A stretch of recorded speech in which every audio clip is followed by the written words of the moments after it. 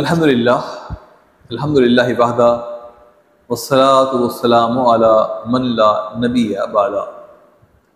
ہم اس نشست میں ناظرین و سامعین کچھ پوچھے گئے سوالوں کے جواب دیں گے۔ ہمارے ایک سننے والے نے ہم سے سوال کیا کہ میں دبئی میں ہوتا ہوں، کیا میں فطرے کی رقم پاکستان میں بھیج سکتا ہوں؟ جہاں بھی آپ ہوں، فطرے کی رقم دنیا کے کسی بھی خطے میں آپ خرچ کر سکتے ہیں۔ اگر آپ یہ سمجھتے ہیں کہ پاکستان میں کوئی ایسا مستحق ہے جو آپ کے رابطے میں ہے تو بے شک آپ اسے فطرے کی رقم ادا کر سکتے ہیں، اس میں کوئی حرج نہیں ہے۔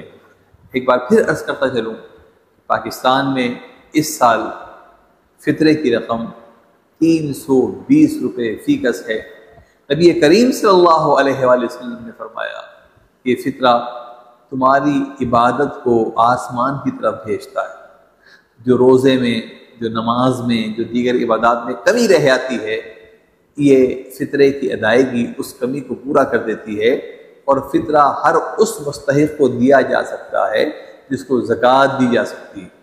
تو ہر شخص پر لازم ہے کہ اپنی جانب سے، اپنے اہل خانہ کی جانب سے، حتیٰ کہ اگر یکم شوال کی فجر سے قبل کوئی بچہ پیدا ہوا تو اس کی جانب سے بھی فطرہ ادا کرے، اس میں کوتاہی نہ برتے، اس میں سستی نہ دکھائے۔ ایک معمولی سی رقم ہے، 2 کلو آٹے یا 2 کلو گندم کی رقم ایک آدمی کی، تو ظاہر ہے بآسانی ادا کی جا سکتی ہے۔ اللہ تعالیٰ جو کچھ خرچ کرنے والے خرچ کر رہے ہیں اسے اپنی بارگاہ میں قبول فرمائے۔ ایک صاحب نے ہم سے سوال کیا کہ مسجد میں جمعہ کے دن جب اذان خطبہ ہو تو کیا اس کا جواب دینا چاہیے، اور خطبہ جب جمعہ کا ہم سنیں تو ہمیں کس صورت میں بیٹھنا چاہیے؟ مسجد میں جب آپ آ گئے جمعہ کے لیے تو دوسری اذان جسے اذان خطبہ کہتے ہیں اس کا جواب دل میں دیں گے، بآواز بلند نہیں دیں گے۔ مؤذن کے الفاظ دہرائیں گے اور حی علی الصلاۃ، حی علی الفلاح کے جواب میں لا حول ولا قوت الا باللہ آپ کہیں گے۔ دوسری بات یہ کہ خطبے میں کس طرح بیٹھنا چاہیے۔ اصل معاملہ یہ ہے کہ خطبے کو سماعت کرنا ہے، اس میں ہلنا جلنا نہیں ہے، اس میں باتیں نہیں کرنی۔ جو بھی آپ کے لیے بیٹھنے کا آسان طریقہ ہے اس میں بیٹھ جائیں، لیکن اس طرح بیٹھنا جس طرح تشہد میں بیٹھتے ہیں یہ زیادہ افضل ہے، اور خطبے میں بھی تشہد جیسی کیفیت میں بیٹھنا مستحب ہے۔ لیکن اگر کسی کے جسم کے کسی حصے میں درد ہے اور وہ دیر تک تشہد جیسی کیفیت میں نہیں بیٹھ سکتا تو آداب مسجد کو ملحوظ خاطر رکھتے ہوئے جس طرح آسانی سے چاہے وہ بیٹھ جائے خطبے کے دوران، اس میں کوئی حرج نہیں ہے۔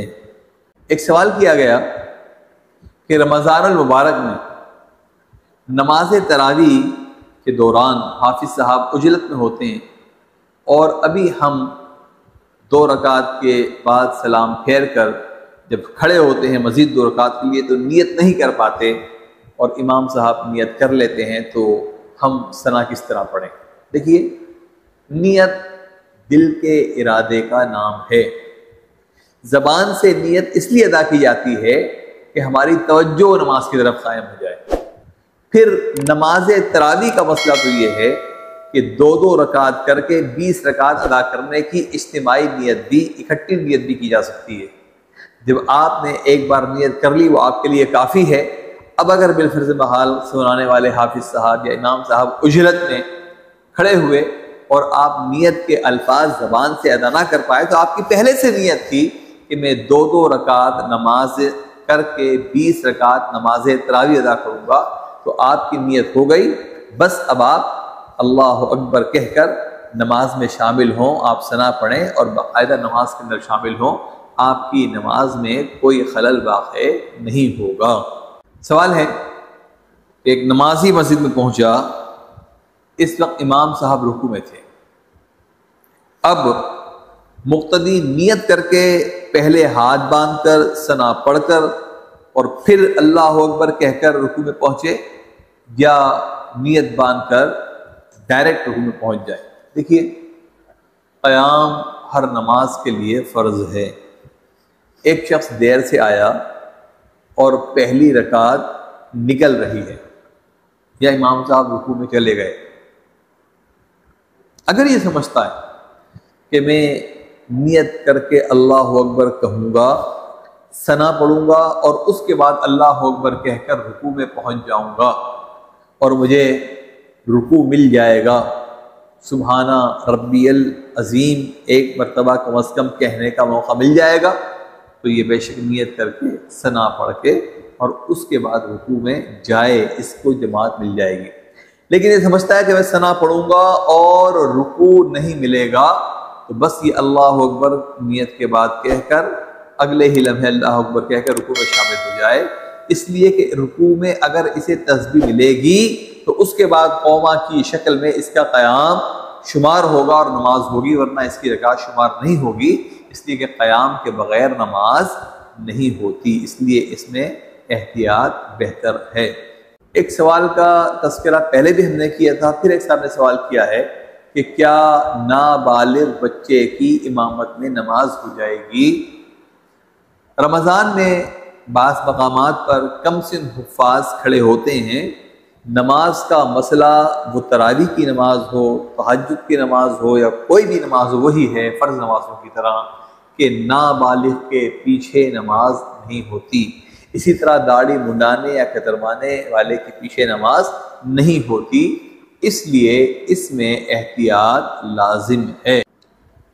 ایک صاحب نے سوال کیا ہے کہ قضا نمازیں کس طرح ادا کی جائیں گی، اور اگر ہم ہر نماز کے ساتھ قضا پڑھیں تو فجر کے بعد قضا پڑھنا اور عصر کے بعد قضا پڑھنے کا معاملہ کیا ہوگا؟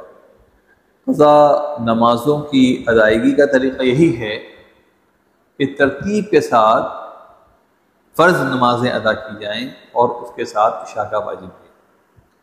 فرض نمازیں فرض ادا ہوں گی اور عشاء کا وتر جو ہے واجبی طور پر ادا ہوگا۔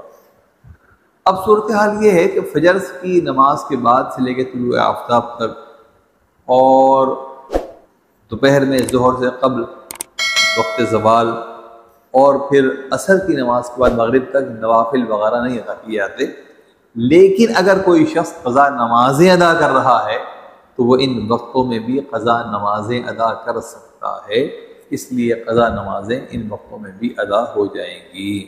ایک اور سوال یہ ہے کہ کیا قضا نمازوں کی ادائیگی کے وقت سنت موقدہ کا ادا کرنا ضروری ہے؟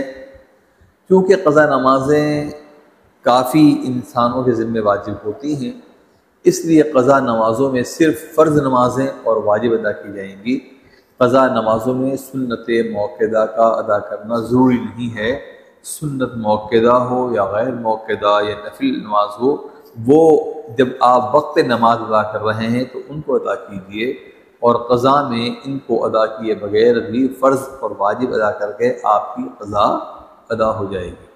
سامعین محترم، ان سوالوں کو سمجھا کریں، جانا کریں اور عمل کرنے کی کوشش کیا کریں۔ یہ نشست، یہ گفتگو اسی لیے ہے کہ ہم کچھ سیکھیں اور جان جائیں۔ یاد رکھیں، جب تک سیکھا نہ جائے کوئی کام نہیں آتا۔ میں اکثر عرض کیا کرتا ہوں کہ ہو سکتا ہے ایک شخص بہت پڑھا لکھا ہو لیکن اسے کمپیوٹر آپریٹ کرنا نہ آتا ہو، اس کا ایک 10 سالہ بچہ کمپیوٹر آپریٹ کرنا جانتا ہوگا، اس لیے اس نے سیکھا ہے۔ تو جب ایک عام کام بغیر سیکھے ہمیں نہیں آتا، عمر اس بات کی علامت نہیں ہوتی کہ اس نے کچھ سیکھ لیا ہے۔ ہاں، نماز، روزہ، حج اور زکوٰۃ کے مسائل سیکھنا تو ہم پر فرض ہے۔ یہ ایک موقع ہے کہ ہم سیکھ رہے ہیں، سکھا رہے ہیں۔ اللہ تعالیٰ ہم پر اپنا کرم فرمائے۔ انشاءاللہ تعالیٰ مزید سوالوں اور ایک نئے موضوع کے ساتھ پھر حاصل ہوں گے۔ اللہ رب العزت سب پہ کرم فرمائے۔ اللہ حافظ۔